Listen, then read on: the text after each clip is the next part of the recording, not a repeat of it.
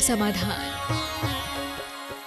बोलिए देवाधिदेव एक हजार श्री आदिनाथ भगवान की जय जय जय। बोलिए प्रातः स्मरणीय संत शिरोमणि परम पूज्य 108 आचार्य गुरुवर विद्यासागर जी मुनि महाराज की जय जय जय।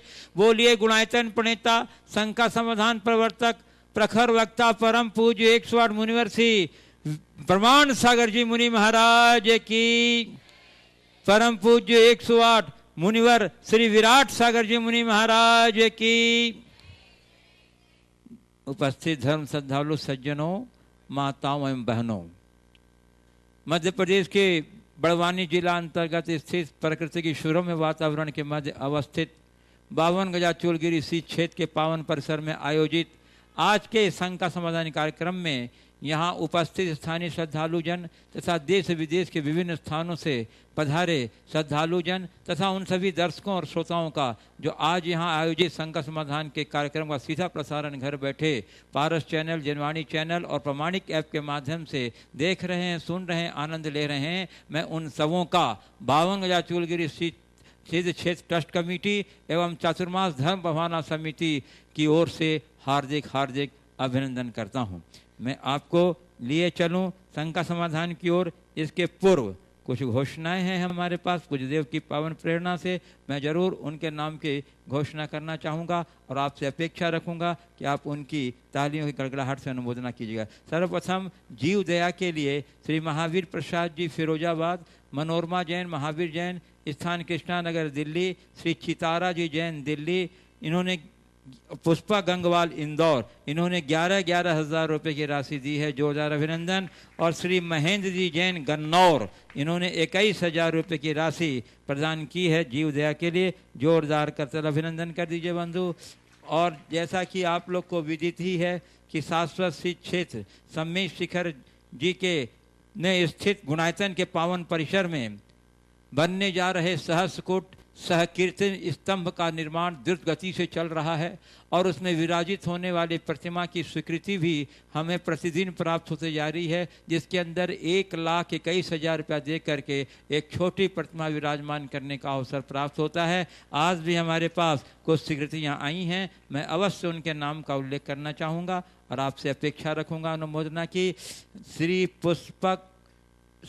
पुष्पक उबले श्रीमती मधुरी सर्वोदया जैन नागपुर, श्रीमती सुनीता जैन धर्मपत्नी लेट विनोद जी जैन सागर, श्री जयंती लाल शांतिलाल सरैया दाहोद, अंजलि जैन लखनऊ, श्रीमती स्वयं लता जैन अमित जैन धनबाद, श्री भद्र कुमार जैन निशांत कुमार जैन करहल, श्रीमती सुशीला देवी जैन धर्मपत्नी late Ratan Chand Jain Indore, Shri Ramesh Chand Manoj Kumar Jain Shahdol, Shri Mahendra Kumar Jain Shrimati Manju Jain Shahdol, doctor Ashok Kumar Jain doctor Porus Jain Vidisha, Manju Devi Jain Bakliwal Howrah, सौभाकांक्षिनी सुनंदा प्रमोद कुमार बलसेटे औरंगाबाद महाराष्ट्र, श्री सुरेंद्र कुमार जैन न्यू दिल्ली, श्रीमती भूरीबाई कोठारी इंदौर, डॉक्टर सरोज कोठारी इंदौर, श्रीमती मनोरमा देवी छावड़ा धर्मपत्नी लेट निर्मल कुमार छावड़ा इंदौर। इस प्रकार इन सबों ने एक एक प्रतिमा रखने की अपनी स्वीकृति प्रदान की है। जोरदार करतल ध्वनि से बंधु आप इनका अभिनंदन कर दीजिए। और बंधु जैसा कि आपको विदित ही है कि आगामी अष्टानिका पर्व के महाप्रसंग में यहाँ 84 मंडलीय संस्कृत का जिन सिद्ध चक्र महामंडल विधान भव्य आयोजनाओं के साथ नए नए आकर्षणों के साथ यहाँ आयोजित होने जा रहा है, जिसके अंतर्गत सारे मंत्रों का उच्चारण पूज्य गुरुद्वय के मुखार बिंद से होगा। तो पावन सिद्ध क्षेत्र में सिद्धों की आराधना गुरुदेव के मुखार बिंद से होने वाले मंत्रों के बीज मंत्रों के उच्चारण के साथ ये बड़ा दुर्लभ संयोग है। करीब करीब सभी मंडल पूरे हो चुके हैं। आज भी हमारे पास 2 नाम आए हैं, जरूर मैं इनके नाम की घोषणा करूंगा। श्री सुंदर कुमारी जैन श्रीमती माला जी जैन इंदौर, श्री अजीत जी डॉक्टर रविंद्र जी श्री अरविंद जी जैन संत परिवार भोपाल। इस मंडल में आपके परिवार के 10 व्यक्तियों को बैठने की व्यवस्था है। आप इसका पूरा पूरा लाभ उठाइए। और साथ ही मैं ये बता देता हूँ कि जो मंडल नहीं ले पा रहे हैं तो उनके लिए व्यवस्था है कि आप जोड़े से अर्थात पति पत्नी के रूप में आप बैठ सकते हैं। उसके लिए 7100 रुपये की राशि रखी गई है। आपके आवास की व्यवस्था बड़वानी में रहेगी, जिसके अंतर्गत हाँ, अब आपके बाकी सारी व्यवस्थाएं रहेंगी जैसा सब मंडल वालों के लिए है, वो सारी व्यवस्थाएं रहेंगी। सिर्फ आपके आवास की व्यवस्था बड़वानी में होगी। और यदि आप जोड़े से भी नहीं हैं तो इंडिविजुअल भी बैठना चाहते हैं तो उसके लिए भी व्यवस्था है। उसके लिए मात्र 5100 रुपये की राशि रखी गई है और आपका भी आवास बड़वानी में ही रहेगा। तो आप शीघ्रता से अपना मन बनाइए और आगामी 25 अक्टूबर के पहले यानी 25 सितंबर तक आप अपनी स्वीकृति भेज दें ताकि आपकी समुचित व्यवस्था की जा सके। और बंधु, ये 52 गजा चिकित्सा स्थायी ध्रुव फंड के लिए 11,000 रुपये की राशि दानदाता श्रीमती तारा कासलीवाल, जय अम्बे नगर, टोंक रोड, जयपुर ने दी है। जोरदार करतब ध्वनि से बंधु उनका अभिनंदन कर दीजिए। और मनोरमा जैन पुत्र दीपक जैन आगरा, इन्होंने भी 11,000 रुपया क्षेत्र के लिए दिया है। जोरदार करतब ध्वनि से अभिनंदन कर दीजिए। और बंधु, अब मैं आपको बंधु एक बहुत महत्वपूर्ण सूचना मैं आपको देने जा रहा हूं कि ये श्री दिगंबर जैन पंच बाल यति मंदिर ट्रस्ट की ओर से के द्वारा जो पत्रिका प्रकाशित होती है, संस्कार सागर मासिक पत्रिका, उसने अपने माध्यम से अपने स्तर से अखिल भारतीय स्तर पर जन जन के मध्य स्वाध्याय के प्रति अभिरुचि पैदा करने के उद्देश्य से जैन विद्या संस्कृति प्रश्न मंच प्रतियोगिता का आयोजन किया है, जिसके अंतर्गत जैन इतिहास और स्वतंत्रता संग्राम, आचार्य परंपरा एवं जैन साहित्य, आचार्य विद्यासागर जीवन वृत्त, आचार्य शांति सागर जीवन वृत्त, तीर्थ क्षेत्र और सभी संघों के जो चातुर्मास चल रहे हैं उनसे संबंधित विषयों पर आपसे प्रश्न पूछ जाएंगे। ये सारे विषय समय समय पर संस्कार सागर पत्रिका में प्रकाशित हो चुके हैं पिछले महीनों में।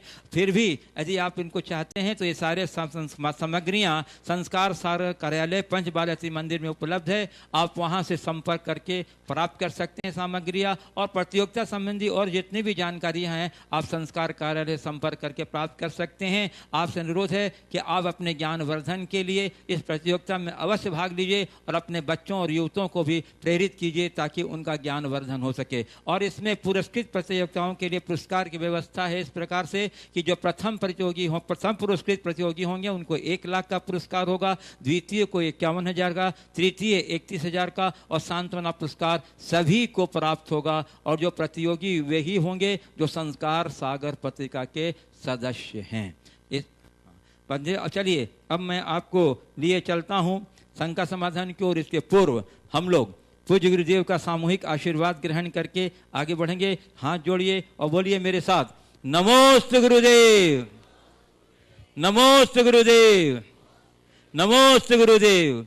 बोलिए परम जन्म श्री प्रमाण सागर जी मुनि महाराज की। गुरुदेव राजेश वैद, जूली वैद, बड़नगर। और उसके बाद तैयार रहेंगे हाँ जो राजेश वैद, जूली वैद, बड़नगर। और उसके बाद अमिता शाह, बड़नगर। महाराज जी नमोस्तु नमोस्तु नमोस्तु। महाराज जी पर्यूषण महाराज जी पर्यूषण खत्म होते ही मन विषय लोलुपता की ओर दौड़ता है, तो हम अपने जिह्वा और इंद्रियों को कैसे वश में करें?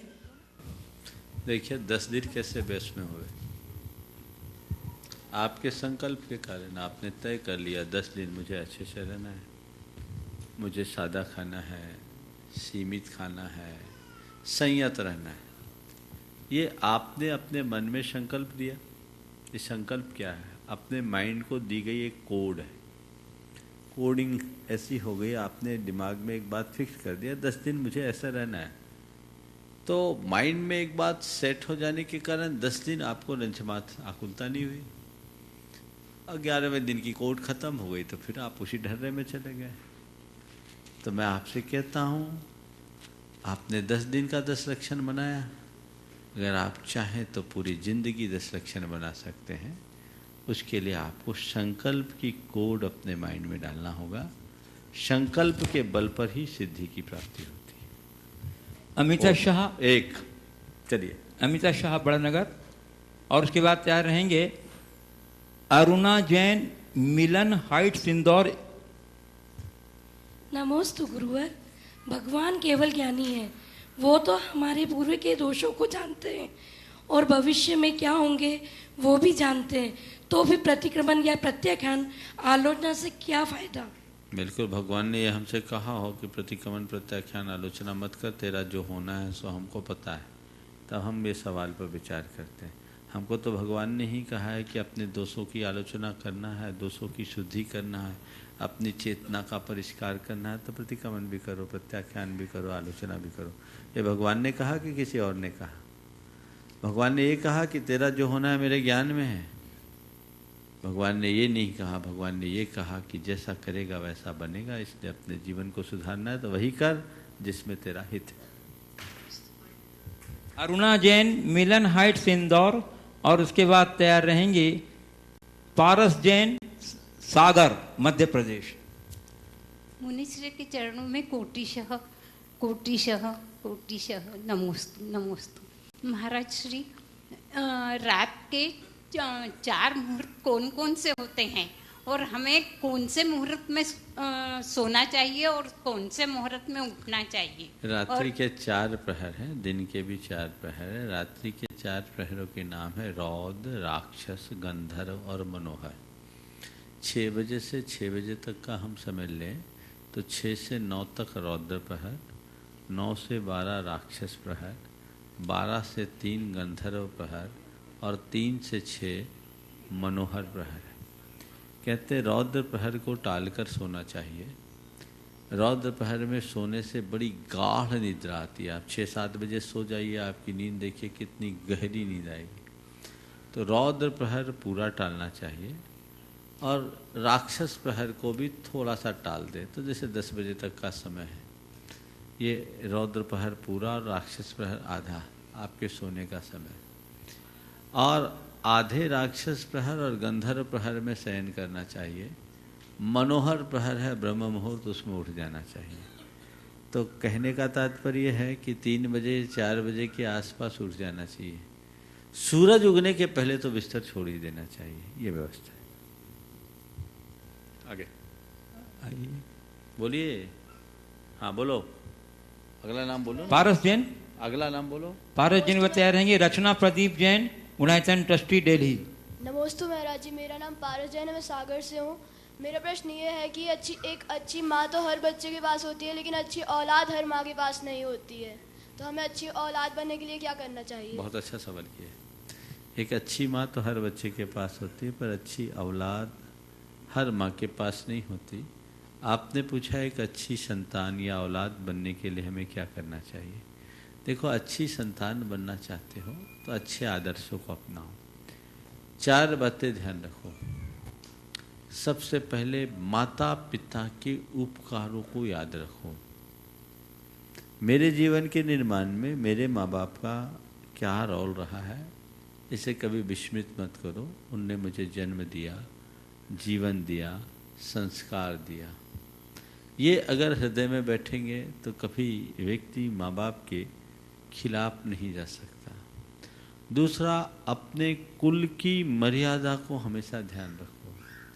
मैं किस कुल में जन्मा हूँ, मेरा बैकग्राउंड क्या है, मेरी पृष्ठभूमि क्या है, मुझे क्या करना चाहिए, मेरा आचरण कैसा और कितना पवित्र होना चाहिए, इसको बोलते कुल की मर्यादा। तो कुल की मर्यादा हमेशा कायम रखनी चाहिए। इसे मुझे किसी भी हालत में खंडित नहीं करना है। ऐसा कोई कार्य नहीं करना जिससे मेरा कुल कलंकित हो या माता पिता को कभी नीचे देखना पड़े। तीसरी बात, अपने धर्म की मर्यादा को कभी नहीं खोना। मेरी जो धार्मिक सीमाएं हैं और धर्म क्षेत्र में मेरे लिए जिन बातों का निषेध किया गया है, मुझे सपने में भी वो नहीं करना है। ये मनोभाव अंतरंग में बनाना चाहिए। धर्म मर्यादा, इसे कभी भी छोड़ना नहीं चाहिए। धर्म मर्यादा को खंडित मत होने दो। और चौथी बात, हमेशा अपने कर्तव्य के प्रति समर्पित रहने का भाव रखना चाहिए। यदि ये चारों बातें रखेंगे तो कोई भी संतान सुसंतान कहलाने की अधिकारी बन सकेंगे। श्री रचना प्रदीप जैन, गुणायतन ट्रस्टी, दिल्ली। और उसके बाद तैयार रहेंगे नमोस्तु गुरुदेव। अंतिम दोषी, जगह का नाम नहीं लिखा। गुरुदेव, हमारे पास कोई बैग हो और कोई सामान हो, लेकिन सामान बैग से बड़ा हो तो हम सामान तो छोटा नहीं कर सकते, लेकिन बैग बड़ा ले सकते हैं। तो उसी प्रकार अगर हमारी सोच बड़ी हो लेकिन सामने वाले को समझ ना आ रही हो तो हम उसकी सोच को कैसे बड़ा करें। उदाहरण जैसे हम कोई विद्यांजलि प्रोडक्ट्स है, हथकरघा है, निर्दोष झारी है या ऑर्गेनिक प्रोडक्ट्स किसी को कन्विंस करने की कोशिश करते हैं तो वो इग्नोर से करते हैं या अपना एक्सक्यूज देते हैं, तो हमारे तक ही सीमित रह जाता है, हम आगे उसको बढ़ा नहीं पाते हैं। देखिए, अपनी सोच को बढ़ाना सरल है, सामने वाले की सोच को बढ़ाना या बदलना थोड़ा कठिन है। सबसे पहले तो हमें अपनी सोच रखनी चाहिए और ऐसी घड़ी में अपने मन में मायूसी या हताशा नहीं आने देना चाहिए। अगर हम किसी को अच्छी बात के लिए उत्प्रेरित कर रहे हैं और सामने वाला उससे संतुष्ट नहीं हो पा रहा है या प्रभावित नहीं हो रहा है तो उसको देखकर ये सोचकर अपने मन में हताशा नहीं आने देना चाहिए कि क्या बात है, लोग सोच ही नहीं रहे, या बोलने से क्या फर्क। अपितु उस घड़ी उनके प्रति भी और सकारात्मकता होनी चाहिए कि शायद इनको अभी इसकी उपयोगिता का अंदाज नहीं है, जैसे ही इन्हें इसकी उपयोगिता का पता लगेगा ये अपने आप उसकी तरफ आकर्षित हो जाएंगे। और ख़ुद के लिए ये करना चाहिए कि हम और बेहतर प्रयास करके सामने वाले को संतुष्ट करने की कोशिश करेंगे। एक बात बिल्कुल ध्यान रखने की है कि अच्छी बातें हर किसी को हजम नहीं होती, समझ गए।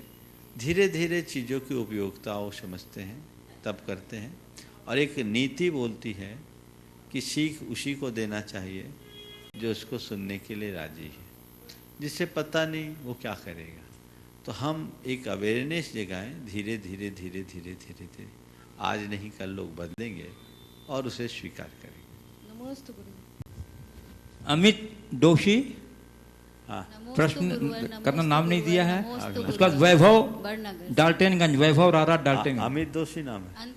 अंतिम दोषी, हाँ चलो बोलो। नमोस्तु गुरुवर, नमोस्तु गुरुवर, नमोस्तु गुरुवर। इस मंच के द्वारा एक प्रश्न उठाया गया था कि 14-15 साल तक जब तक बेटियां बड़ी नहीं हो जाए उनको बाहर हॉस्टल में पढ़ने नहीं देना चाहिए, भेजना चाहिए। तो मेरी बेटी प्रतिभा स्तर में पढ़ती है, तो वो भी तो छोटे बच्चों को वहाँ पे 4th से ही लेते हैं। तो मेरी शंका के कृपया समाधान करें। मैंने ये कतई नहीं कहा कि 14-15 साल की बच्ची जब तक हो जाए तो उसे बाहर नहीं भेजना चाहिए। मैं तो कहता कभी भी भेजो, पर उनके दायरे को सुनिश्चित करके भेजो, संकल्पित करके भेजो। वो बेटी मेरे से क्वेश्चन करती, मम्मी महाराज श्री जी ने ऐसा नहीं, अगर उसने कहा है तो गलत सुना है। हम उसके दायरे को सुनिश्चित करें, ठीक है। छोटी उम्र में भेजने के लिए बहुत अच्छा नहीं माना जाता, लेकिन नींव को मजबूत करने के लिए भेजना कहीं गलत नहीं है। प्रतिभा स्थली की जो व्यवस्था है वो अन्य स्कूलों से बिल्कुल भिन्न है। वहाँ बच्चों को घर जैसा वातावरण मिलता है। एक माँ को छोड़ते उसे अनेक माँ मिल जाती है, और बच्चियाँ वहाँ जो जाती है बड़ी प्रसन्न रहती, खिलखिलाती। कुछ अपवाद भी हो सकते हैं, लेकिन जिनके संस्कार जाग जाते हैं उनमें बड़ा परिवर्तन होता है। क्योंकि आजकल को एजुकेशन का माहौल है और शहरों और गाँवों में इस तरह की दुर्वस्था है कि बहुत सारी गड़बड़ियाँ वहाँ हो जाती हैं। उन गड़बड़ियों से बचने और बचाने के लिए हमें जागरूकता तो लाना ही होगी। इसलिए प्रतिभा स्थली के लिए हम सम्मति इसलिए देते हैं कि वहाँ सुरक्षा और संस्कार है, शिक्षा के साथ साथ। आप लोग अपने बच्चों को जहाँ भेजते हैं वहाँ शिक्षा तो है पर संस्कार नहीं, सुरक्षा नहीं। तो उनकी तरफ हमें आगाह करना चाहिए। संस्कार हमारी सबसे मूल्यवान संपदा है, वो कहीं भी कम ना हो। नमोस्तु गुरु। वैभव रारा डाल्टनगंज नहीं है? है, बोलो ना। है। और उसके बाद तैयार रहेंगे मंजू सुमत प्रकाश जैन, अहमदाबाद। नमस्ते महाशय, मेरा क्वेश्चन पूजा से रिलेटेड है। जैसे मैं एक थाली मतलब पूजा कर रहा हूँ और किसी के साथ शेयर कर रहा हूँ, तो मैं अपना साथिया रखा हूँ, लेकिन उन्होंने मेरे साथिया के ऊपर अपना साथिया रख दिया। तो ऐसा कुछ अभिनय होने का है कि मतलब वो चल सकता है? मतलब जैसे पूजा की थाली पढ़ने में पूजा की थाली एक और रख देते हैं, एक के ऊपर एक, तो क्या साथिया के ऊपर साथिया रखना उचित नहीं है। एक साथिया रख कर आपने संकल्प कर लिया तो सामने वाले को चाहिए कि वो भी उसमें सम्मिलित हो जाए। साथिये पर साथिया रखना उचित सा नहीं है। अगर उन्हें अलग से करना तो अलग थाल में भी स्थापना करके सारी विधि संपन्न की जा सकती। मंजू सुमत प्रकाश जैन अहमदाबाद, उसके बाद तैयार रहेंगे किरण जैन सागर मध्य प्रदेश। नमोस्तु महाराज जी, नमोस्तु महाराज जी, नमोस्तु महाराज जी। मन की गांठ खुले तो पर्यूषण है, संयम का दीप जला तो पर्यूषण है, केवल परंपरा की पकड़ ना समझी है, टूटे हुए दिल मिले तो पर्यूषण है। टूटे हुए दिल को हम फिर से एक कैसे जोड़ें, कृपया समाधान कीजिए महाराज। टूटे हुए दिल को कैसे जोड़ें? देखिए, चीज़ों को जोड़ने के लिए तो कुछ हमें बाइंडिंग एजेंट लगाना पड़ता है, समझ गए? और मन को जोड़ने के लिए, दिल को जोड़ने के लिए हमें अपने बाउंडेशन को तोड़ना पड़ता है। हम अपने पूर्वाग्रहों को छोड़ दें, अपने भीतर के अहंकार और ईगो को हटा दें, तो दिल कितना भी टूटा है तुरंत जल जाएगा, जुड़ जाएगा। नमस्ते महाराज। डॉक्टर किरण जैन सागर मध्य प्रदेश, और उसके बाद तैयार रहेंगे कशिश जैन सागर मध्य प्रदेश। नमोस्तु भगवान। क्या नाम? किरण जैन। अच्छा, वो अलग है। हाँ महाराज जी। ठीक है, चलो किरण कॉमन हो गया। हाँ बोलो। माँ बाप रूपी वृक्ष पर कुछ पंछी बैठे हैं, आसमान पर उड़ने को आतुर हैं। उन्हें किस तरह से हवा दें कि प्रदूषण युक्त दुनिया में अपना स्वच्छ वातावरण बना के वापस अपनी डाल पे आ सकें। देखिए, पक्षी पेड़ पर बैठे और वातावरण बूढ़े, कोई दिक्कत नहीं है। उन्हें हवा देने की भी ज़रूरत नहीं है। ऐसे हवा की कोई आवश्यकता नहीं कि वो प्रदूषण से प्रभावित न हो। उनके हृदय में पेड़ के प्रति इतना आकर्षण उत्पन्न करने की भर देर है कि वो कहीं भी जाए ये समझे कि असली बसेरा तो केवल पेड़ पर है, लौट कर आ जाए, लौट कर आ जाए, लौट कर आ जाए। ओ हाँ। कशिश जैन सागर, और उसके बाद तैयार रहेंगे भालचंद सातपुते जैन कुरुकुल कारंजा, जिला वाशिम, महाराष्ट्र। नमोस्तु महाराज जी, मैं कशिश सागर से। मेरा प्रश्न ये है, पैसा इंसान को बूढ़ा नहीं होने देती और गरीबी इंसान का बचपन छीन लेती है, कृपया मार्गदर्शन हो। देखिए, जिनका भी ये वाक्य बहुत अच्छा है। पैसा इंसान को बूढ़ा नहीं होने देता और गरीबी इंसान के बचपन को छीन लेती है। इसके पीछे जो भाव है उसे समझो। गरीबी मनुष्य को संघर्षशील बनाती है, और जब मनुष्य के सामने संघर्ष और चुनौतियाँ होता है तो बचपना भी उसका कुछ नहीं रहता, बचपन से उसे कठोर परिश्रम करना पड़ता है। संपन्नता से मनुष्य की आसक्ति भी बढ़ती है, अभिमान भी बढ़ता है, और ये बढ़ी हुई आसक्ति बूढ़ा नहीं होने देती। इसका मतलब थोड़ा हमें समझना है कि पैसे की हवस में बुढ़ापा के आखिरी क्षण तक मनुष्य के भीतर जीवटता बनी रहती है। वो कुछ पाने की लालसा बनाए रखता है, और इसलिए उसकी तृष्णा हमेशा जवान बन जाती है। हमें इन दोनों बातों को समझकर पैसे की एक हद तक ही उपयोगिता समझनी चाहिए। चलिए जी, भालचंद सातपुते कारंजा, महाराष्ट्र, और उसके बाद तैयार रहेंगी ज्योति जैन बड़नगर। हे मेरे श्रद्धेय गुरुवर, नमोस्तु नमोस्तु नमोस्तु। मेरा प्रश्न भेद विज्ञान से है। एक दिन मैं एक साधर्मी भाई के यहाँ गया था, तो वो रात को खा रहा था। तो मैंने पूछा, ये क्या कर रहे हो भाई? तो वो बोला, देखो भाई, मैं भेद विज्ञान जानता हूँ, शरीर और आत्मा अलग है, और मैं आत्मा हूँ, शरीर नहीं। जो खा रहा है वो शरीर खा रहा है। तो मैं ये सुन के हकचप रह गया, और मैं उसका समाधान नहीं कर सका। तो कृपया गुरुवर, उसका समाधान कैसे करूँ? आप कृपया समाधान करें। सर्दी का मौसम था, कड़कड़ाती ठंड थी। वाराणसी का एक बड़ा विद्वान अपने शिष्य के घर दिल्ली में मिलने गया। शिष्य ने उसकी बड़ी आवभगत की। सर्दी का समय था, सुबह हुई, शिष्य उनके कक्ष में पहुंचा, कहा, गुरुजी स्नान कर लो। उन्होंने कहा, बस मुझे स्नान करने की क्या ज़रूरत, मेरे भीतर तो ज्ञान की गंगा बहती है। वाराणसी काशी का पंडित, और वो कह रहा है स्नान करने के नाम पर मुझे स्नान करने की क्या जरूरत, मेरे भीतर तो ज्ञान की गंगा बहती है। तो शिष्य समझ गया कि ये तो ठंड के कारण बहाना बना रहे हैं। अब गुरु को क्या बोले, लेकिन उसने बाटियां खिलाई, बाटियां बनाई और गुरुजी को बाटियां खाने के लिए दिया। पानी पीने की भी कोशिश की बीच में, तो गुरुजी पानी पिएंगे तो पेट इसी में भर जाएगा, अभी तो बाटी अच्छे से खा लो। बड़े स्वादिष्ट बाटियां हैं, और बाटियां खिलाकर उनको उनके कमरे में रख दिया। अब बाहर से कमरा लॉक कर दिया। अब गुरुजी अंदर, भीतर पेट में बाटियां जाने के बाद बाटियां फूले सो सूल उठ गया। अब दर्द भयानक, अब भयानक दर्द तो घबराए, आवाज लगाए, बेटा खोल खोल खोल, मेरा कंठ प्यास के मारे एकदम सूखा जा रहा है, पानी ला पानी ला पानी ला। तो शिष्य ने बाहर से ही आवाज लगाया, कहा गुरुदेव आप पानी के पीछे क्यों परेशान, आपके भीतर तो ज्ञान की गंगा बह रही है, पी लो। समझ गए? जो लोग ऐसा बोलते मैं थोड़ी खा रहा हूं, ये मेरा शरीर खा रहा है, खींच के एक दो। बोले तुम्हें थोड़ी मारा, तुम्हारे शरीर को मारा। समझ में आ जाएगा, सारा भेद विज्ञान वही समझ में आ जाएगा। नमस्ते सर। हालांकि ऐसा देना मत, मैं तो उदाहरण दिया हूं। नहीं तो कहोगे महाराज ने कह दिया खींच के दो। ज्योति जैन बड़नगर, और उसके बाद तैयार रहेंगे संगीत विमल कुमार जैन दमोह कुंडलपुर। नमोस्तु महाराज जी, नमोस्तु महाराज जी, नमोस्तु महाराज जी। महाराज जी मेरा प्रश्न है, पहला प्यार कभी नहीं भूलते, फिर बच्चे माँ बाप को प्यार कैसे भूल जाते हैं? पहला प्यार तो माँ का होता है ना। बिल्कुल, पहला प्यार कभी नहीं भूलते, फिर भी बच्चे माँ बाप के प्यार को क्यों भूल जाते? क्योंकि वो किसी और के पहला प्यार पाने के पीछे परेशान हो जाते। चलिए। संगीत विमल कुमार जैन दमोह कुंडलपुर, और उसके बाद तैयार रहेंगे परिधि जैन पुणे। गुरुवार नमोस्तु नमोस्तु नमोस्तु, मेरी परिवार के नमोस्तु नमोस्तु। गुरुवार मेरा प्रश्न है, जो सोच बेकार में सोता है वह अपनी ताकत खोता है, चेष्टाओं सब थक जाती हैं, हाँ, जो होना है सो होता है। हाँ बोलो।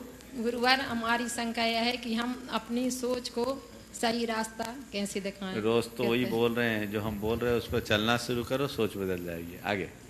परिधि जैन पुणे, और उसके बाद तैयार रहेंगी राजश्री कौशल सिवनी।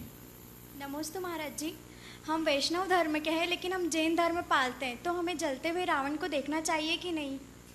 देखिए, हमें तो किसी को भी नहीं जलाना चाहिए। बाहर के रावण को जला के हम क्या पाएंगे? अपने भीतर के रावण को जलाएं तो कुछ होगा। वो रावण था, जैसा भी था, उसने अनर्थ किया और उसका दंड उसने भोग लिया, चला गया। अब उसको मारने का ये जो संकल्प है, जलाना है, ये एक प्रकार की संकल्प हिंसा है। इसलिए उसे बाहर से जला के कुछ नहीं होगा, अपने भीतर के रावण को जलाओ। और थोड़ा देखो, हर साल रावण जलता है, लेकिन अगले साल उसका कद बढ़ जाता है। पिछले साल 30 फीट का था तो इस साल 35 फीट का होगा, फिर 40 फीट, 50 फीट, 55। तो हर साल रावण के जलने के बाद भी रावण का कद दिनों दिन बढ़ रहा है। समझ गए? तो ये कद बढ़ रहा है, इसका मतलब क्या? हमें आध्यात्मिक दृष्टिकोण अपनाना चाहिए और ऐसे किसी भी कृत्य से बचना चाहिए जिसमें संकल्पी हिंसा। राजश्री कौशल सिवनी, उसके बाद तैयार रहेंगे राजेश जैन पुणे गुणायतन ट्रस्टी।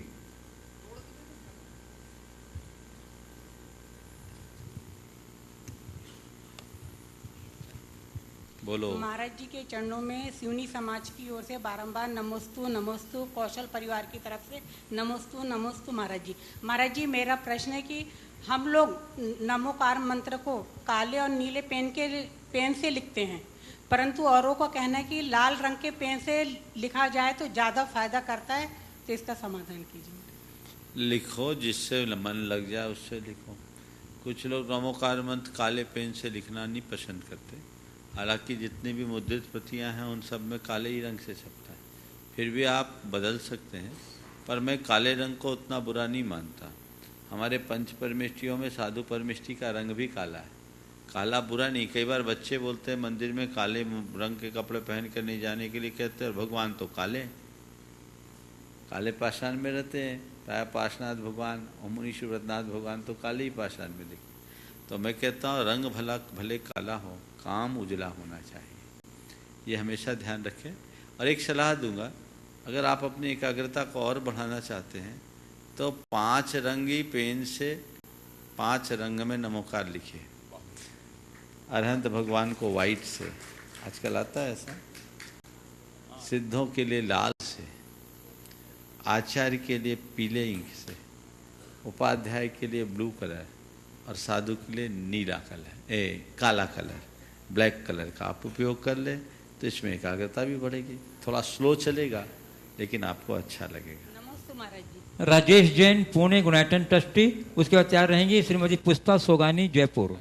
नमोस्तु गुरुदेव। अच्छा, नमोस्तु गुरुदेव। गुरुदेव, कई बार हमें ऐसा लगता है हमारे अंदर कुछ जो विकार हैं वो हमारे इस जन्म में हमने वो नहीं सीखा, तो क्या हमारे कुछ ऐसे संस्कार पिछले जन्मों के भी होते हैं जो हमारे इस जन्म में हमारे पर हावी होते हैं? और बहुत बार हम भावना योग के माध्यम से कोशिश करते हैं उन विकारों को दूर करने की, तो एक द्वंद्व अंदर होता है उन विकारों में और हमारी पॉजिटिविटी में। तो गुरुदेव, किस प्रकार हम उन जड़े हुए जो जकड़े हुए हमारे विकार हैं उनको कैसे काबू कर सकते हैं? देखिए, हमारे अंदर जो भी विकार है वो आज के नहीं, वो जन्म जन्मांतरों के संस्कार का प्रतिफलन, जन्मांतरों के संस्कार है और उन संस्कारों का उन्मूलन एकाएक नहीं किया जा सकता। उसके लिए हमें सतत प्रयास करना होता है। मलिन कपड़ा हो और आपने एक बार साबुन फेरा, कोई जादू तो नहीं होगा कि कपड़ा साफ हो गया। मैले कपड़े को पुराने ज़माने में जब घर में खींचना होता था तो उसे अच्छे से तपाया जाता था, उबाला जाता था। उस ज़माने में सोडे का प्रयोग होता था, अब तो डिटर्जेंट आ गया। और उसके बाद उसको निकाल करके बार बार मुगरी मार मार करके खींचा जाता था। और मुगरी से मार मार करके खींचते तब वो धीरे धीरे मैल छोड़ता। बीच बीच में ज़रूरत पड़ने पर उसमें साबुन भी रगड़ा जाता, पानी से फुलका जाता, तब मैल छूटता है।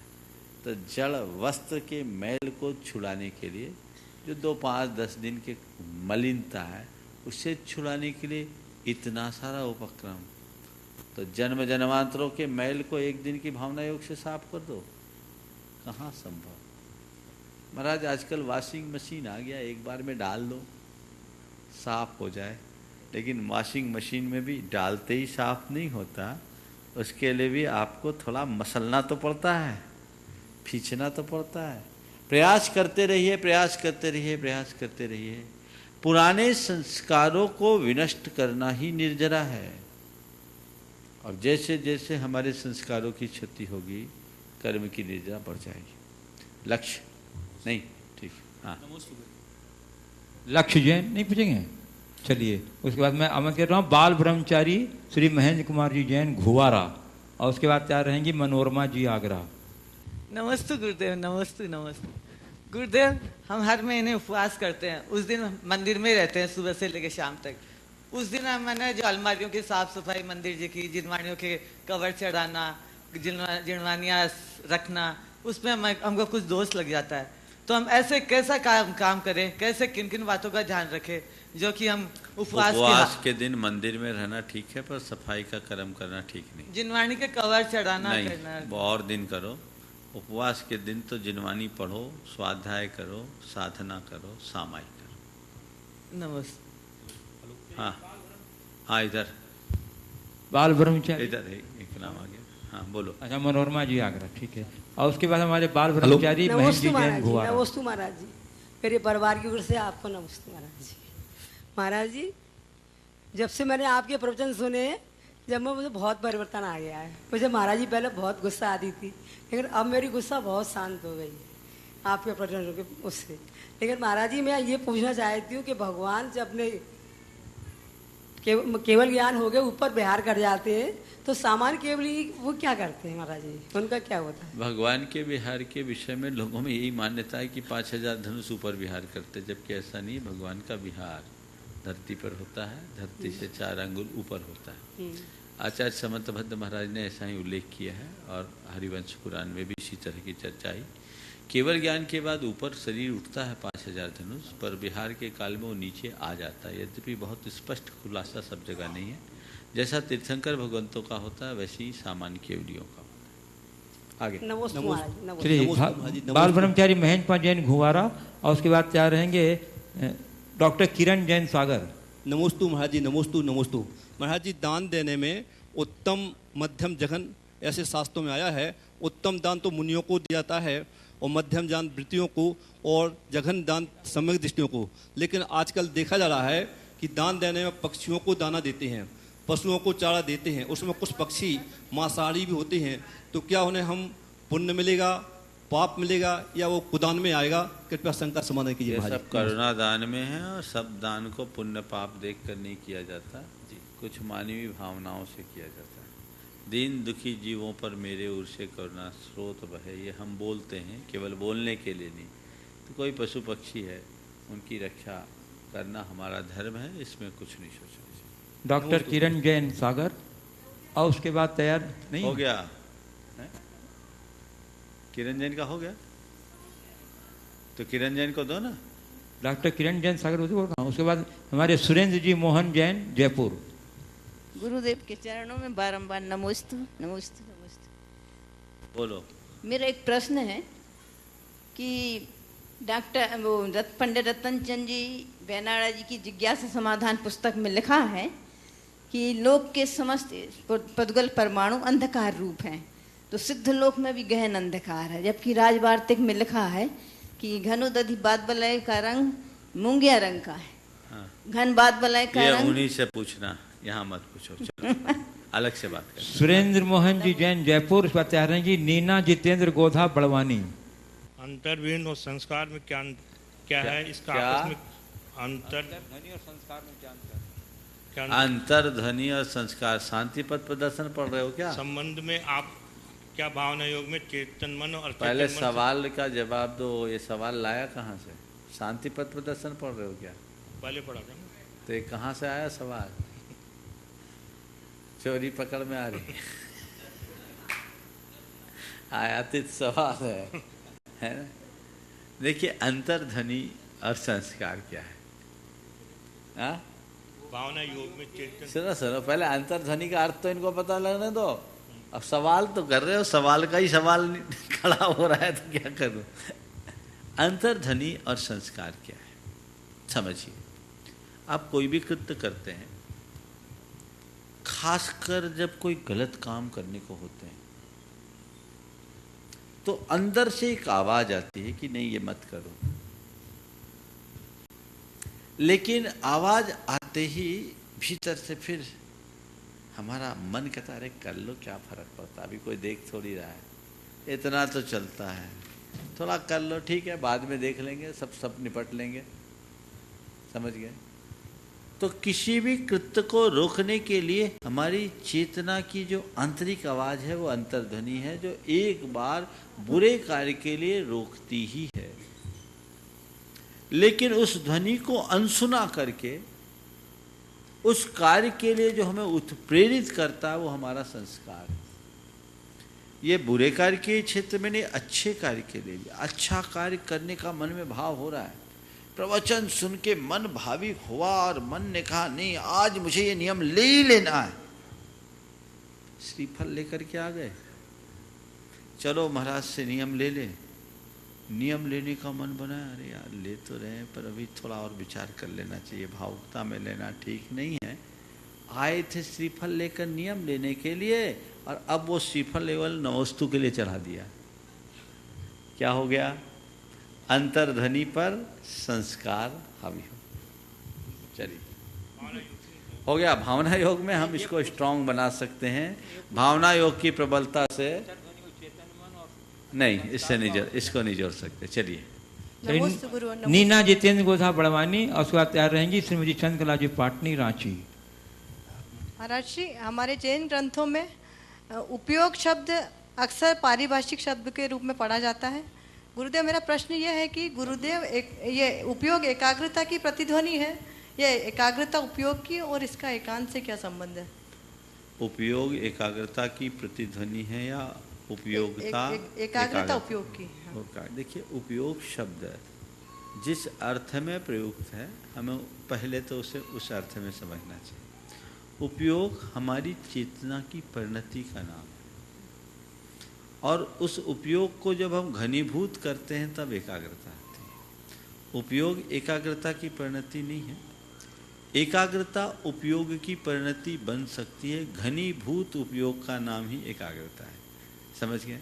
तो उपयोग हमारी चेतना की एक धारा है जिसके बल पर हम जानने और देखने का व्यापार करते हैं।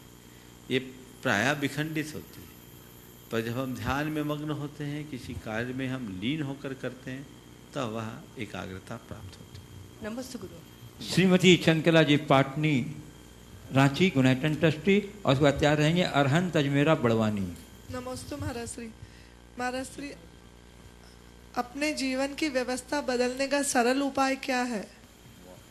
जीवन की व्यवस्था बदलने का सरल उपाय? जीवन की व्यवस्था बदलने का कोई उपाय मुझे समझ में नहीं आता। मन की अवस्था बदलने का उपाय मैं अभी बता सकता हूं। हमारी जो व्यवस्था है वो मेरे हाथ में है ही नहीं, उसे मैं बदलने वाला होता कौन हूं? मेरे तो एक सांस पर भी मेरा अधिकार नहीं है क्या? मैं जो चाहूं वैसी व्यवस्था बना लूं, ऐसा संभव है क्या? कतई संभव नहीं है। मैं जैसा चाहूं वैसी व्यवस्था बनाना मेरे हाथ में नहीं है, पर मेरे साथ जो व्यवस्था उसमें मैं सहज अवस्था बनाए रखूं, ये मेरे हाथ में। तो व्यवस्थाएं मेरे हाथ में नहीं है, अवस्था मेरे हाथ में। हाँ, आप ये पूछ सकते हैं कि हम अपने जीवन को व्यवस्थित कैसे करें। व्यवस्था बनाने की जगह जीवन को व्यवस्थित कैसे करें? तो जीवन को व्यवस्थित करने का सीधा उपाय है सहजता से जिए, संयम से जिए, सादगी को अपनाएं और अपनी प्राथमिकताओं को ठीक तरीके से सुनिश्चित करें। यदि ये बातें आ जाती है तो हमारे जीवन में स्वयं सब कुछ सिस्टम में आ सकता है, व्यवस्था बन सकती है। अरहंत अजमेरा बड़वानी, उसके बाद तैयार रहेंगे प्रोफेसर यश सेठी बड़वानी। नमोस्तु महाराज जी, नमोस्तु महाराज जी, नमोस्तु महाराज जी। महाराज जी, प्रमाणिक समूह ने हमको जो बच्चों के लिए एनिमेटेड स्टोरीज बना के दी है, उसके लिए हम बहुत कृतज्ञ हैं। महाराज जी, मेरा सवाल ये है कि बच्चे जब वो स्टोरीज देखते हैं तो कभी वो खाना खाते खाते देखते हैं या लेटे लेटे देखते हैं, तो उसमें दोष लगेगा क्या बच्चों को या पेरेंट्स को? देखिए, बच्चे अगर देखते हैं तो शुरुआत में उन्हें देखने से मत रखो, चाहे खाना खाते देखे चाहे लेटे लेटे देखे। पहले तो उन्हें रुचि जगने दो, वो कहानियाँ उनके आकर्षण का केंद्र बने। फिर धीरे धीरे जैसे जैसे कहानी वो देखते जाएंगे, कहानी और कहानी के साथ जुड़े तथ्यों से वो जुड़ते जाएंगे, उनका जुड़ाव बढ़ेगा। तो फिर प्रेम से समझाओ, देखो ये कहानी हमारे शास्त्र की कहानी है, ये कोई सामान्य स्टोरी नहीं है, ये हमारे जीवन को बदलने वाली है। इसलिए हमें चाहिए कि हम इसे थोड़ा विनय से सुने। बेटे, लेटे लेटे सुनोगे तो उसका उतना प्रभाव नहीं पड़ेगा, बैठ करके सुनोगे तो बहुत अच्छा लगेगा। बैठ करके भी बिस्तर पर बैठ करके सुनोगे तो अच्छा नहीं। ये ऐसे सुनो जैसे हम गुरु के प्रवचन सुन रहे हैं, ये जिनवानी की वाणी है। इस तरीके से बच्चों को यदि प्रेम से समझा दोगे तो फिर बच्चे आपकी बात भी नहीं टालेंगे और संभल भी जाएंगे। और शुरुआत ही हुई और आपने जहाँ रोका टोकी की तो वो अपनी स्टाइल नहीं बदलेंगे, कहानी छोड़ देंगे। प्रोफेसर एस सेठी बड़वानी, उसके बाद तैयार रहेंगे प्रवीण रीना जैन अजमेर। नमोस्तु गुरुदेव, नमोस्तु नमोस्तु नमोस्तु। गुरुदेव, किस्मत की लिखावट का ऐसा भी कायदा है, देर से किस्मत खुलने वालों का दुगना फायदा है। गुरुदेव, किस्मत के कायदे के हिसाब से रहें या दुगने फायदे का इंतजार करते रहें? किस्मत के लिखावट का अनूठा कायदा है, देर से खुलने वाले को दुगना फायदा है। आपने पूछा कायदे से चलते रहें या फायदे के लिए रुके रहें? देखिए, कायदे से चलना ही पड़ेगा और तभी फायदा भी होगा। कायदा ही सिखाता है कि फायदा चाहते हो तो रुके रहो। हमारे यहाँ एक कहावत है, देर आए दुरुस्त आए। देर भले हो, अंधेर नहीं होना चाहिए। हाँ, तुम्हारे सवाल को सुनकर या इस उत्तर को सुनकर कोई ये न सोच ले कि ठीक है हम भाग्य भरोसे बैठे रहे। कहा गया देर से खुलने वाले को दूना फायदा है, तो ये तो हमें अकर्मण्य बना देगा। दरअसल ये लाइन जिस संदर्भ में कही गई है हमें वो जानना है। ये लाइन आपको अकर्मण्य बनाने के लिए नहीं कही गई, ये लाइन हताशा से बचने के लिए कही गई है कि जब मन हताश होने लगे लगातार प्रयास करो, दूसरे की किस्मत को खुलते खुलते देखो और खुद जहाँ के तहाँ मेरे साथ वाले कहाँ से कहाँ पहुँच गए, मेरा कोई अता पता नहीं। मन हताश होने लगे तो सोचो किस्मत की लिखावट का अनूठा फायदा है, देर से खुलने वाले को दूना फायदा है। वो मन को धैर्य देगा, लेकिन ये सोचो कि मेरी किस्मत लेट ही खुले और हाथ पर हाथ धर कर बैठ जाओ तो ये इसका गलत प्रयोग होगा। ऐसा नहीं करें। प्रवीण रीना जैन अजमेर, उसके बाद तैयार रहेंगी शकुन दीदी सागर। गुरुवर के चरणों में त्रिवार नमोस्तु नमोस्तु नमोस्तु। गुरुवर, अपन ये रस्सी का पालन करते हैं तो उसमें हम मीठे का त्याग करते हैं, तो मीठे में गुड़ इंक्लूड होता है क्या? नहीं।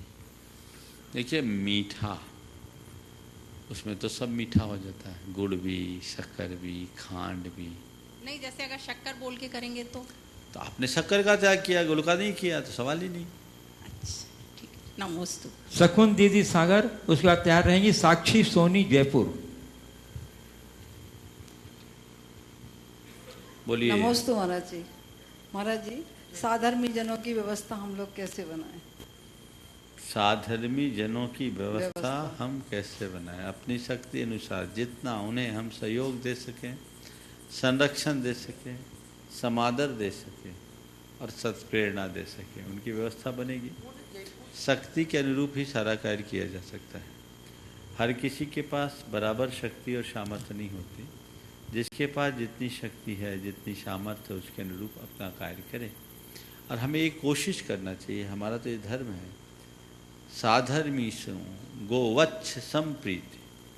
हमारे लिए उनके प्रति आदर भाव हो और उन्हें हम अपना अंग मान करके चले तो परिणाम स्वतः है। नमोस्तु। साक्षी सोनी जयपुर, उसके बाद तैयार रहेंगी अंजू जैन गुड़गांव गुणायतन ट्रस्टी। नमोस्तु गुरुवर। गुरुवर, मेरा प्रश्न यह है कि हम लोग समय पर सही निर्णय ले नहीं पाते हैं और फिर बाद में पछताते हैं, तो ऐसा क्या प्रयास करें कि समय पर सही निर्णय भी ले सके और फिर पछतावे से भी बच सके? नमोस्तु। देखिए, कई लोगों की ये दुर्बलता होती है, निर्णय लेने में सक्षम नहीं हो पाते और बाद में पछताते हैं। ऐसे लोगों से मैं कुछ सलाह देना चाहूँगा। अपने अतीत के निर्णयों की समीक्षा कीजिए और निर्णय लीजिए कि अब कभी ऐसी स्थिति हो तो मैं ऐसा निर्णय नहीं लूँगा। संकल्प लीजिए। अगर कोई गलती हो तो उस गलती को देख करके चिंता करने की जगह उस गलती से एक नसीहत लीजिए कि मुझसे ये गलती हो गई, अब मैं इसकी पुनरावृत्ति नहीं करूँगा। और फिर जब भी कोई सही निर्णय लेने का मौका है, निर्णय ले। गलत निर्णय ले करके भी हम सही निर्णय लेने की क्षमता प्राप्त कर सकते हैं यदि हम उससे कुछ सीख लें। मुश्किल ये होती है कि हम अपने गलत निर्णयों को अपनी स्मृति के कोश में तो भर लेते हैं, लेकिन उससे कुछ सीख लेने की कोशिश नहीं करते। मैंने ये गलती कर दी, क्यों की?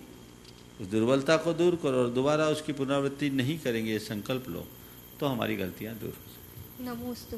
अंजू जैन गुड़गांव गुणायतन ट्रस्टी, और उसके बाद तैयार रहेंगी पूनम प्रतीक गंगवाल बड़नगर। नमोस्तु गुरुवर। नमोस्तु नमोस्तु। गुरुवर, अभी हमने 10 धर्मों की आराधना की। ऐसा लगा कि यदि हम में से हम की तरफ बढ़ जाएं और हम सब में वही आत्म तत्व देखें जो हमारे अंदर है, तो हमारे अंदर ये 10 धर्म घटित हो सकते हैं। तो जीवन में ये कला कैसे सीखें? देखिए, यही तो सार है हमारे धर्म का। हम मैं से हम की ओर जाएं और सबके भीतर की आत्मा की सत्ता को हम पहचानने की कोशिश करें, आत्म तत्व को जानने का प्रयास करें। यदि ऐसा हम करते हैं तो हमारे जीवन में वो सब बातें अपने आप घटित हो सकती है। मुश्किल ये है कि हमारी मोह भरी दृष्टि और बुद्धि के कारण हम ये सब बातें जान करके भी नहीं कर पाते, सुन करके हम उन्हें अनसुना कर देते हैं। जब तक हम अपने मन में ऐसी भावना नहीं जगाएंगे, उन्हें दृढ़ और प्रगाढ़ नहीं करेंगे, तो ऐसे परिणाम नहीं आएंगे। नमस्ते। पूनम प्रतीक गंगवाल बड़नगर से तैयार रहेंगे। टीकम चंद जी छावड़ा रांची। नमोस्तु नमोस्तु नमोस्तु गुरुदेव। महाराज श्री, आजकल की पीढ़ी कुगुरु कुदेव कुशास्त्र की ओर ज़्यादा बढ़ती जा रही है, तो उन्हें कैसे सच्चे देवशास्त्र गुरु की ओर लाया जाए? देखिए, धर्म के मर्म का बोध कराएं, उनके मन के भय और लोभ को दूर करें, सच्चा तत्व ज्ञान बताएं, जीवन और जीवन की व्यवस्था का बोध कराएं, तो कोई भी नहीं डगमगाएगा। हम लोग उनको धर्म का सच्चा पाठ पढ़ाते नहीं और सीधी सीधी बात कर देते हैं, तो उनके मन का अंधविश्वास जब तक दूर नहीं होगा तब तक हम उनसे कोई भी वांछित परिणाम नहीं पा सकते। महर्षि सब जानते हुए भी उस ओर जाते हैं। चलिए, टीकम चंद जी छावड़ा रांची और उसके बाद तैयार रहेंगे श्री कैलाश चंद जी सेठी अजमेर। महाराज श्री को त्रिवार नमोस्तु नमोस्तु नमोस्तु। महाराज श्री, आज की ज्वलंत समस्या के ऊपर में एक 4 लाइन है। माँ की दुआ कभी खाली नहीं जाती, माँ की बद्दुआ कभी टाली नहीं जाती। एक माँ बर्तन मांजकर भी 3-4 बच्चों को पाल लेती है, लेकिन 3-4 बच्चों से पत्नी के आने के बाद में एक माँ नहीं पाली जाती। हमारा साहब इसकी समाधान कीजिए। देखिए, इसमें समाधान की जरूरत नहीं है, सावधान होने की जरूरत है। इन पंक्तियों से हम प्रेरणा लें। अब तो समस्याएं बदल गई, अब तो 3-4 बच्चों की माँ मिलती नहीं, एक ही बच्चे। मैं तो मानता हूँ 3-4 बच्चों की माँ ज़्यादा अच्छी थी, एक बच्चों की माँ की दुर्गति ज़्यादा है। 4 में बंटवारे से सही कोई तो संभाल लेता था। उस समय वृद्धाश्रम तो नहीं जाना पड़ता था, अब तो सीधे वृद्धाश्रम जाना पड़ रहा है। ये बड़ी ज्वलंत समस्या है। आज संतान अगर इस बात को समझे और माता पिता के महत्व को समझे, तो किसी भी माँ बाप को अपने ही संतान की उपेक्षा का दंश नहीं झेलना पड़ेगा। श्री कैलाश चंद जी सेठी, बंधुओं बताना चाहता हूँ कि आज इनका 32वां उपवास है और आप देख लीजिए इनकी फिटनेस। और कल इनका पारना होगा, परसों पारना होगा। 33 उपवास करके 1-2 तिथि हो गई है और ये पिछले 4 वर्षों से लगातार कर रहे हैं ये 32 उपवास। जोरदार अभिनंदन हमारे कैलाश जी सेठी अजमेर का। और उसके बाद तैयार रहेंगे पद्मा जैन जयपुर। नमोस्तु महाराज जी, नमोस्तु महाराज, नमोस्तु महाराज जी। मेरा सवाल है महाराज जी, चारण रिद्धिधारी मुनिराज होते हैं, क्या वो किसी से दीक्षित होते हैं? और दीक्षित होते हैं तो कमंडल तो उसके पास रहता ही नहीं है, क्या कारण? देखिए, चारण रिद्धिधारी मुनिराज दीक्षित भी हो सकते हैं, स्वयं दीक्षित तीर्थंकरों के साक्षी में भी हो सकते हैं, और किसी भी मुनि को चारण रिद्धि हो सकती है। यदि उस लायक उनकी विशुद्धि हो, वैसी उनकी तपस्या हो, तो उसके प्रभाव से वे रिद्धि को धारण कर लेते हैं। चारण रिद्धिधारी मुनिराज के पास कमंडल पिछी नहीं होता, ऐसा नहीं। पिछी कमंडल रह सकता है, रखते भी हैं, इनका निषेध नहीं है, क्योंकि उनको आहार के साथ निहार होता है, और निहार होगा तो उपकरण चाहिए। शुद्धि का उपकरण बिना कमंडल के, बिना पिछी के नहीं हो सकता। इसलिए पिछी कमंडल दोनों की आवश्यकता तो है ही। इसलिए ऐसा कहीं निषेध नहीं बताया गया कि चारण रिद्धिधारी मुनिराज का निहार नहीं होता और उनके साथ कमंडल नहीं होता। नमोस्तु महाराज। पद्मा जैन जयपुर। नमोस्तु गुरुवार, नमोस्तु नमोस्तु नमोस्तु। आजकल डॉक्टर्स अंकुरित अनाज खाने को व गाजर इत्यादि जमीकंद का जूस पीने को कहते हैं, क्या ये हमारे धर्म के हिसाब से सही है? सचित और अचित क्या होता है? फिर से बोलिए।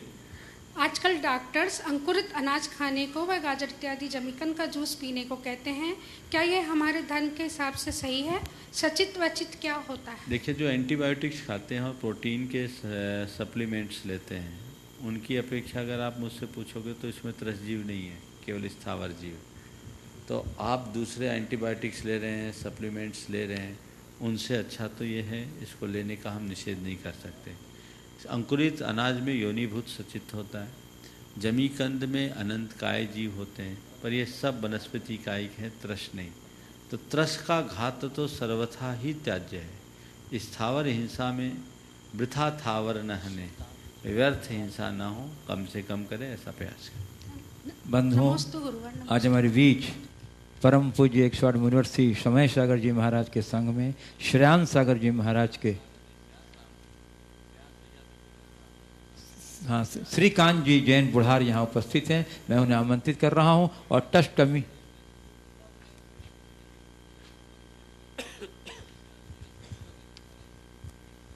इनके सुपुत्र ब्रह्मचारी श्रेयांश भैया जी समय सागर जी महाराज के संग में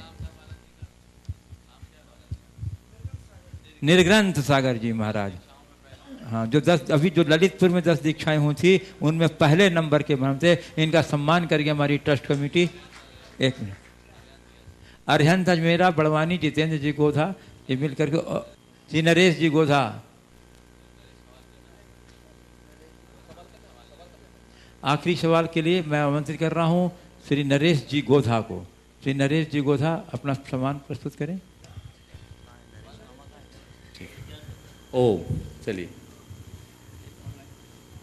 जैसा कि बताया गया, अभी 1 मिनट का समय है।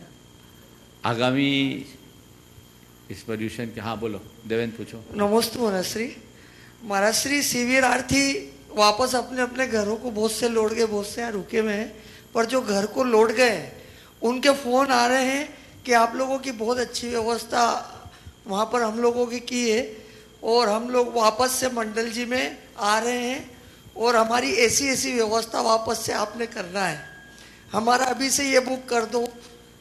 महाराज श्री इतनी खुशी हुई जब मैंने ये शिविर में एक बहुत अच्छी घटना देखी। एक बच्ची अकेली आई थी, सालवी जैन, इंदौर से। उसने 10 उपवास किए थे पर 8 तक ही कर पाई, लेकिन वो मुझे बोल के गई, भैया मेरे को यहाँ पर एक और माँ मिली, मैं अकेली आई थी, लेकिन शिविर में मेरे साथ में जो धार की एक लेडीज थी, कोई नाम नहीं पता है, और उन्हें माँ जैसा प्यार दिया।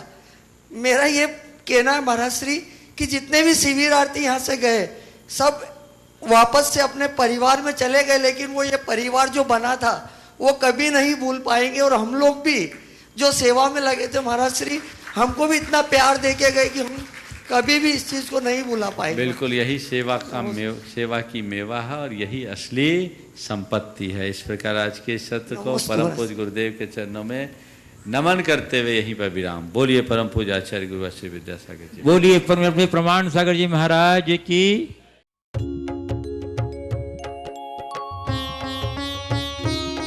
शक का समाधान